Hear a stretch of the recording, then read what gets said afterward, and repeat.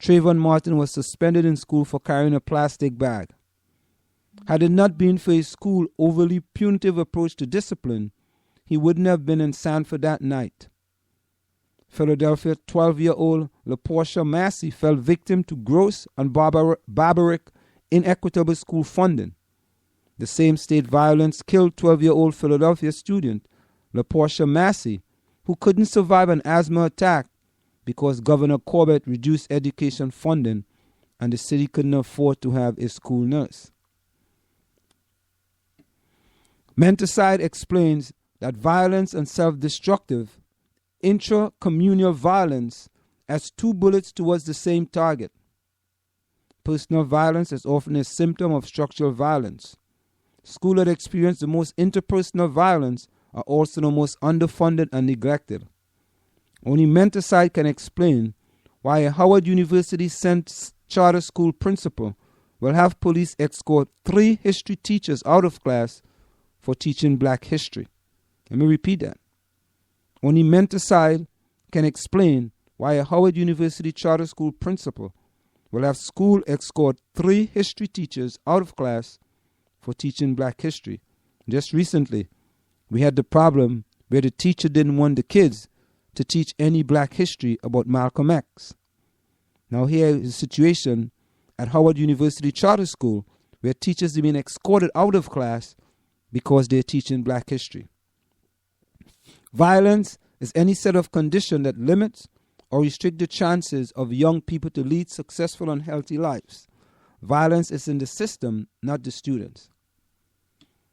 In order to dismantle the school-to-prison pipeline and the end of menticide of black youth, we need a radical transformation. According to that National Education Statistics, this year marks a watershed year and an important demographic shift in public education. Children of color have become the majority in schools. With this new shift, we need a new approach to schooling. We need to republic education.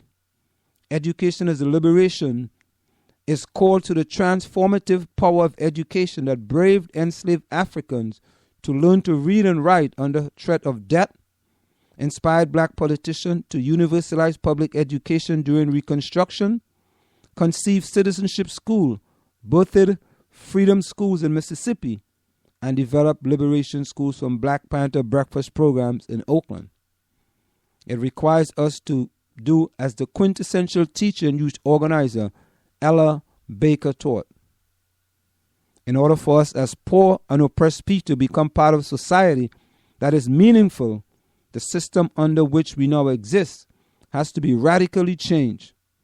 It means forcing a system that does not lend itself to your needs and devising means by which you change that system.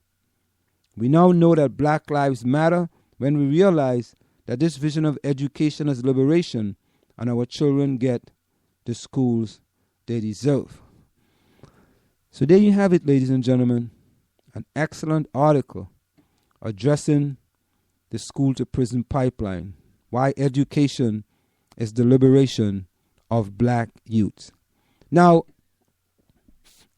there was a discussion on Democracy Now! And we have the school-to-prison pipeline. But we also have something that's going on in Ferguson called the Modern Debtors Prison Scheme, targeting blacks with fines and arrests. Let's take a listen to this discussion on Democracy Now! About the type of things they were doing in Ferguson regarding targeting blacks with fines and arrests, now being called the Modern Debtors Prison Scheme. Let's listen to that right now on Now.org, the War and Peace Report. I'm Amy Goodman with Aaron Matte. Monday marked 6 months since a white police officer killed unarmed black teenager Michael Brown in Ferguson, Missouri. The shooting sparked protests over Brown's death and the broader racial divide it came to symbolize. Now, half a year later, a major legal action is taking that divide head on. On Sunday, more than a dozen St. Louis area residents filed class action lawsuits against Ferguson and another suburb, Jennings. The residents accused local officials of creating a, quote, modern debtor's prison scheme that targets African Americans with arrests and fines and then locks them up when they can't pay. This is how one resident, George Fields, described it to Democracy Now! In August. He was speaking outside of Michael Brown's funeral. I'm George Fields, and I'm here for Mike Brown, and mostly for all black men walking down the street stuck in, not being able to go out in the county, seriously, sir, because we like city is a little more lenient with ticket values and stuff, and we have just been ticketed over much over there, and then it leads to other crimes, you know, and ticket costs you $50 a ticket, right, but you have to pay bond, you have to be in jail 3 days and stuff and like that. It's just too much, and then past Goodfellow city lines, they tow your car automatically, you know. So they don't have no leniency in the county with the county police at all, for real. If you check the records, everybody that passed Goodfellow here at the city line get pulled over dramatically. And then it's just a kind of push off against, you know, systematically against blacks, for real. If you look at the statistics, it shows you. It's just a little too much when you get pulled over for menial things. You have to go through too much to get out, and you lose your jobs and whatnot, you know, for a $50 ticket and pull over. You cannot go in the county. I'm fearful of the county. I've been stuck in the city for 6 or 7 years because the county has been that bad. My kids stay in the county. I can't see them. I got to sneak to see my kids. I have to sneak to see my kids because my plate might be bad or something. You know, I'm poor and I'm trying to drive around to get better. But, you know, they won't ticket you. They just take your stuff immediately. You know, if you check it, the whole thing is ready. That was every time. George Fields, one of the St. Louis area residents who attended Michael Brown's funeral, speaking right before he stepped into the church. Well, a study last year by the Arch City Defenders found a large part of the revenue for several St. Louis counties comes from fines paid by African American residents disproportionately targeted for traffic stops and other low-level offenses. In Ferguson, fines and fees were the city's second largest source of income in the fiscal year 2014. Ferguson issued on average nearly 3 warrants per household last year, the highest number of warrants in the state relative to its size. The targeting may have had deadly consequences. According to the new class action lawsuit, 4 area residents unable to buy their freedom have committed suicide in local jails in the past 5 months. Others allege indefinite detention and various denials of due process. The suit claims the debtor's scheme has, quote, devastated the city's poor, trapping them for years in a cycle of increased fees, debts, extortion, and cruel jailings. The plaintiffs want an end to the targeting as well as compensation for its victims. Well, we're joined in St. Louis by 3 guests. Michael John Voss is the managing attorney at Arch City Defenders, which is one of the groups that's filed a lawsuit accusing 2 St. Louis suburbs, Ferguson and Jennings, of creating these illegal debtors' prisons. And we're joined by Allison and Herbert Nelson Jr., 2 of the plaintiffs in the class action lawsuits. Allison and Herbert are brother and sister. We welcome you all to Democracy Now! Why don't we begin with Michael John Voss. Explain how this system works. So what we have in St. Louis, in the municipalities in St. Louis County, is a modern debtor's prison. Basically, our study, the white paper that you referred to earlier, showed that individuals who are African American are disproportionately targeted by police in the municipalities, as well as they are also exploited because of their financial inability to pay certain fines and costs related to that traffic stop, that traffic violation. And so what happens is an individual then is forced to pay an exorbitant amount of money relative to the charge that they're facing, and then they are, if they don't have that ability to pay, there are actually no inquiries made as to that ability or not, and warrants issued for their arrest, and then they become incarcerated, sometimes for days, for weeks, without any looking into their financial ability to pay, and actually without even having a clear sense of whether or not they have any sort of specific amount that they would be able to pay to get out of jail. And so it's arbitrarily they are being detained in St. Louis County in these municipal jails. And talk about this lawsuit that you filed, how it was put together and what it's seeking to accomplish. So the lawsuit that we filed, we're working with an organization called Equal Justice Under Law out of Washington, D.C. and the St. Louis University School of Law Clinics. And basically, by interviewing and talking with many individuals who had gone through these experiences, we were able to take down a number of stories of individuals. And we've then investigated the sort of practices of the courts through Court Watching Project and then put together this lawsuit. It is a class action lawsuit seeking injunctive relief, an end to these practices, and also seeking damages for the individuals that have suffered under the system. Michael John Voss, how many suicides have there been in the jails just in the last 5 months?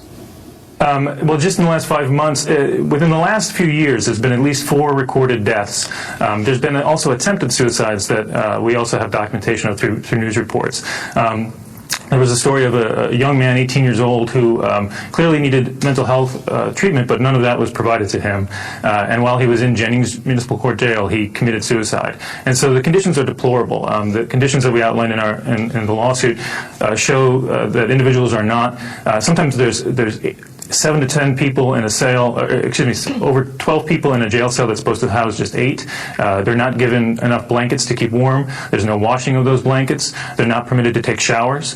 I've been, as a lawyer, practicing in the municipal courts for a number of years, and I've been in a hallway in Jennings after they take people out of the confined docket, of which they don't allow any public access to.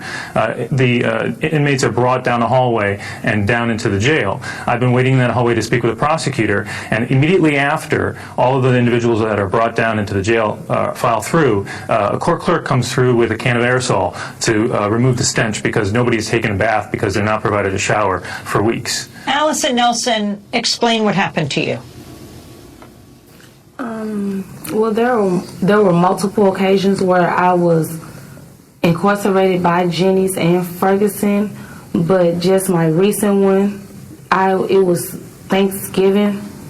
It was 3 days before Thanksgiving. I was incarcerated into Jennings jail cell. I had been there for 3 days.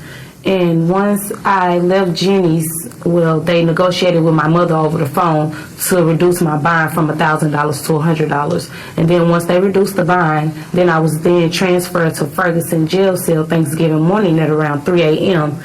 And I sat there for a few hours, and then once they had shift change, and the other CO came in, the correctional officer came in. I guess he was in a good mood Thanksgiving morning because he came in, called out a list of names, and he was just like, okay, at the time my bond was $700, and he was just like, oh, if you could come up with $100, then you could go home. So then we weren't given free phone calls at all, so I had to call my mother on the collect phone, and when you're supposed to speak your name, I had to yell through the phone that, oh, they're giving me $100 bond, come and get me. So it was... What were you charged with, Allison? I was charged with... What was I? It was driving while suspended. Yeah, it was driving while suspended. And that's been the only choice that I've had. Can you explain the first time you were approached by police? You were in a car in your own backyard? You weren't driving? No, I was in the driver's seat of the car. I was just sitting in the backyard. I had on my nightgown and everything. And they came up in the backyard, and as I was walking into the house, he was just like, freeze, stop.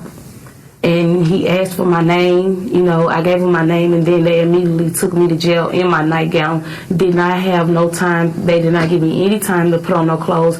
And then once I was transferred, once I went to Jennings and then transferred to Ferguson, then they let my mother bring me some clothes. But you were sitting in your car in your backyard? Yes, in the backyard. What did they charge you with? Oh, they charged me with driving while suspended. So it's an outstanding warrant for that prior charge of driving while suspended. And Herbert Nelson, the suit alleges that you've suffered some medical conditions as a result of your treatment. Tell us your story. Yes, I've been arrested multiple times too. The last couple of times I've been arrested on my way to work with no regards to that. They just arrest me. They don't care that I'm in uniform, and I'm a painter, so I have a very stiff uniform. And I was and the last time I was arrested for close to a week without no medical attention, and I had an infection that was caused from being jailed. Any attention regarding my medical condition at all at Jennings or Ferguson, and it just got worse and worse.